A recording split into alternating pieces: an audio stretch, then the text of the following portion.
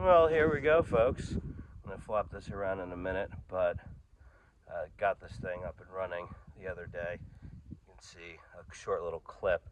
So I'm in part doing this video for anybody that wants to kind of make their own trailer for their sawmill. So we'll flop this around and go into a few details. So basically, this is 22 feet long. This used to be the kitchen.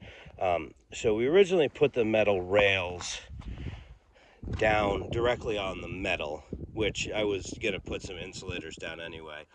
But what we discovered is that there's some imperfections here on this and a little bit flexy, which was okay. And also, kind of the most important is these, which stand off, right? Because the track needs to slide. It goes to about there, the cover. This didn't line up really with any of these. And so by putting down these 10-foot 4x4s, this thing is a lot straighter. Yes, I might still have to shim it in a couple spots on the 4x4s, but this is working out a lot better. It was only $100 and I think we got 60 lineal feet. So that's kind of fixing one problem. This, I think it cuts, it's LX50 start, one of the baselines for Wood-Mizer. I'm sure you could do this obviously with a different company too, but the trailer's a couple grand. You can probably get one of these for $500 to $1,000. I had one kicking around, and with 2 extensions, we are going to be basically, this needs to go forward to the tongue of hair about a foot. I guess that's more than a hair. But what happens is now we come to here, our 4-foot extension is basically going to land us here. Probably figure out a better solution for this so it isn't canted out as much. I'm maybe going to just weld a new piece of angle iron from here to across.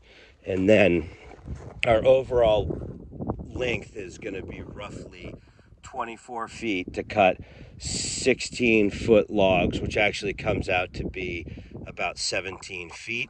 And we're only going to cant out over here about 1.5 feet. So that's great. Got more wood than I needed, but this is going to work out pretty dang well. The last thing, so how am I going to attach it? So there are some holes right here to secure to the frame. Those aren't going to work well for us because our saw head would end up hitting the tires. So what I'm going to do for now is I have some structural screws. I have some rubber roofing. I'm going to structural screw from there into there, you know, at least put every other one. This thing isn't going to be really pulled around too much. And then I'll have to drill up through the frame here and put another structural in. Either that or I will get those U-shaped type bolts that can hook around a frame. I'll figure something out. Probably ideally I would like to use probably a nut, or I'll put a cross member here and in the front and then bolt these and then bolt those, something like that. But that's basically it. So roughly costs about $150 if you're doing your own trailer, and have to buy one. You probably do it for under $1,000, no problem. There's people also getting rid of these. I do not recommend whatsoever demoing your own camper trailer. It's not worth it. We made $75 and it took us about 40 hours. If that hadn't been abandoned here on the property and no other real way to get it out besides demoing it, I wouldn't have touched it with a 10-foot pole. Bye.